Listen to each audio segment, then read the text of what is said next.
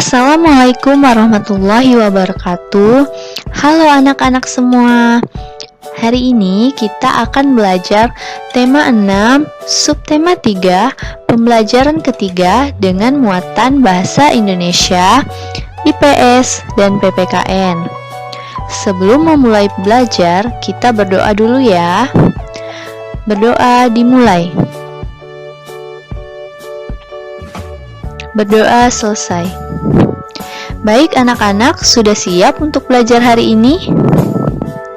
Kalau sudah, mari kita memulai memasuki pembelajarannya.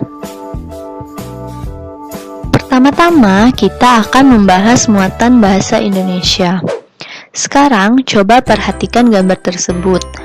Di sini ada banyak anak yang sedang membaca buku dan sedang berdiskusi.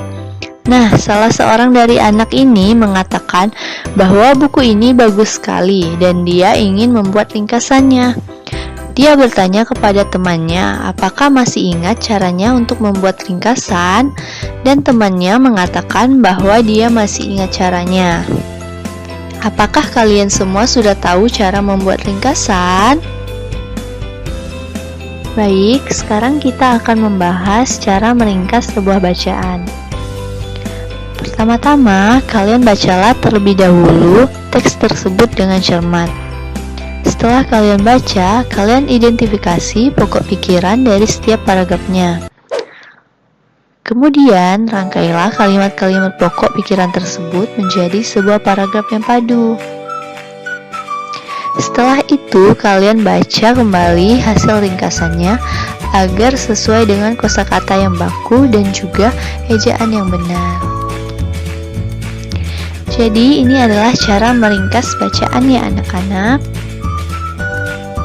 Nah, sekarang kita akan mencoba meringkas sebuah bacaan dengan ide pokok. Kalian bacalah terlebih dahulu teks ini dengan cermat. Baik, setelah kalian baca, sekarang kita akan tentukan ide pokok dari paragraf pertama. Siapa yang tahu apa ide pokok dari paragraf pertama teks tersebut?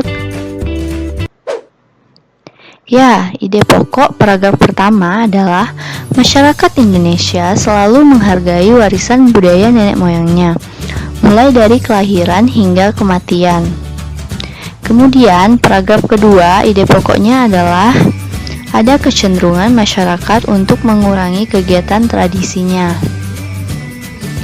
Nah, setelah mendapatkan ide pokok dari masing-masing paragraf, di sini kita akan membuat ringkasan teksnya. Untuk membuat ringkasan teksnya, kita gabungkan saja ide pokok paragraf pertama dan keduanya tadi. Nah, seperti ini. Ini kalimat pertama adalah ide pokok dari paragraf pertama. Kalimat kedua adalah ide pokok dari paragraf kedua. Dan kalimat ketiganya merupakan tambahan ringkasan dari teks bacaan yang tadi. Sekarang kita masuk pada muatan IPS. Coba kalian perhatikan gambar tersebut. Di sini ada gambar sekelompok nelayan yang sedang menjala ikan dan ada sekelompok petani yang sedang menanam padi. Nah, kira-kira apa tujuan dari aktivitas tersebut? Kedua aktivitas ini bertujuan untuk pemenuhan kebutuhan serta pembangunan sosial dan ekonomi masyarakat. Nah, ini gambarnya sama dengan yang tadi. Sekarang, apa manfaat dari aktivitas tersebut? Pada gambar pertama, yaitu aktivitas menangkap ikan, apa manfaatnya untuk kita semua? Ya, aktivitas ini bermanfaat untuk pemenuhan kebutuhan ikan di masyarakat.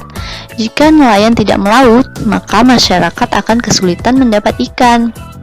Kemudian, gambar kedua ini gambar petani yang sedang menanam padi. Nah, apakah manfaat dari aktivitasnya untuk kita semua? Nah, aktivitas ini bermanfaat untuk pemenuhan kebutuhan padi di masyarakat. Jika petani tidak menanam padi, maka masyarakat tidak akan bisa memakan nasi sebagai makanan pokok. Jadi, terdapat banyak bentuk interaksi manusia dengan lingkungan yang dilakukan dalam pembangunan nasional.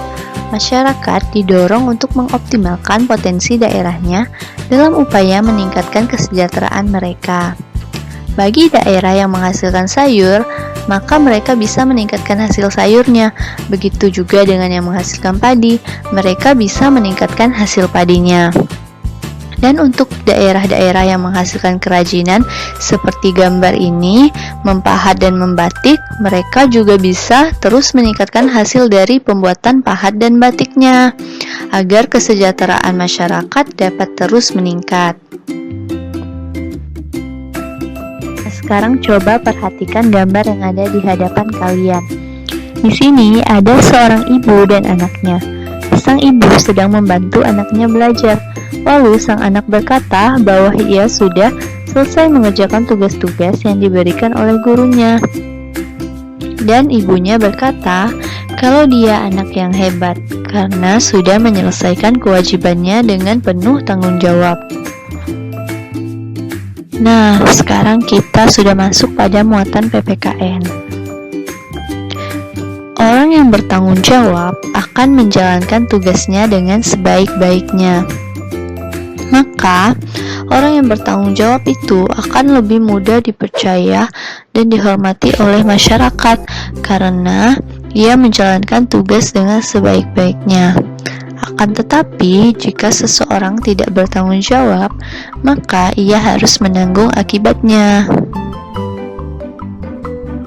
Nah, apa ya akibatnya jika kita tidak bertanggung jawab atau kita tidak memiliki sikap tanggung jawab? Akibatnya, yang pertama, kita dapat menjadi orang yang tidak dipercaya dan tidak dihormati oleh masyarakat. Kedua, kita bisa menimbulkan kerusakan di lingkungan sekitar karena tidak bertanggung jawab. Ketiga, dapat membuat hubungan sosial dengan masyarakat menjadi tidak baik. Nah, jadi ini adalah akibatnya jika seseorang tidak memiliki sikap bertanggung jawab. Ibu harap kalian di sini semua memiliki sikap tanggung jawab ya. Karena kalian semua adalah anak-anak yang hebat dan pintar.